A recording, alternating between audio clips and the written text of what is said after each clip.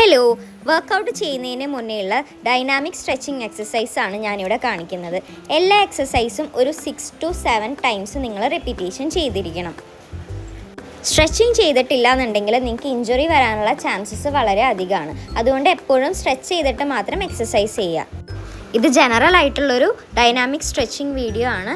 നിങ്ങൾ specific muscle ഗ്രൂപ്പിനാണ് train ചെയ്യുന്നതെങ്കിൽ അതനുസരിച്ചുള്ള ഡൈനാമിക് സ്ട്രെച്ചസ് നിങ്ങൾ ചെയ്യുക.